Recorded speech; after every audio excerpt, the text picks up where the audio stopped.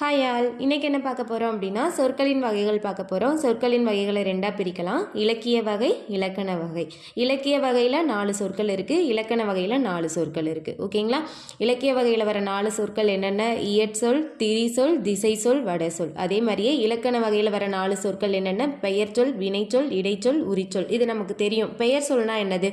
ஒன்றன் பெயரை குறிக்கும் சொல் பெயர்ச்சொல். எடுத்துக்காட்டு பாருங்கள், கண்ணன், ஆடு, நாற்காலி, வட்டம். நமக்கு பெயர்ச்சொல் என்னென்ன வரும் தெரியும் இல்லைங்களா?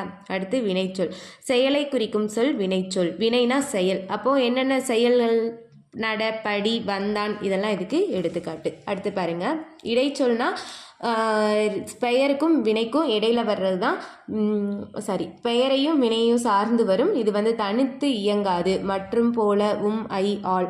அதே மாதிரி உரிச்சொல்னா மிகைப்படுத்தி கூற வரும் சொல்லுக்கு பேர் உரிச்சொல். சால, தவ, நனி, குல, உரு, இதெல்லாம் எடுத்துக்காட்டு.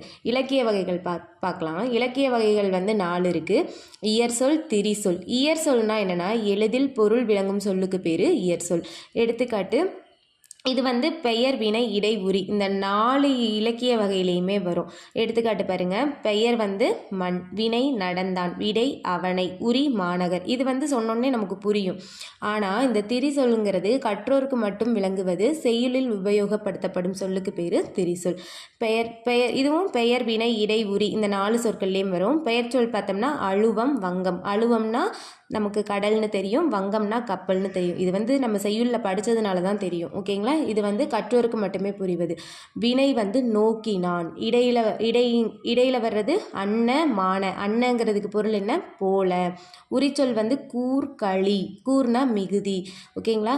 அடுத்து, ஒரு பொருள் குறித்த பல திரிசொற்கள் இருக்குது. கப்பல், வங்கம், அம்பி, நாவாய். பல பொருள் குறித்த ஒரு திரிசொல் இருக்குது. இதழ், பூவின் இதழ், நாளிதழ், உதடு. அடுத்து திசைச்சொல் பாருங்க.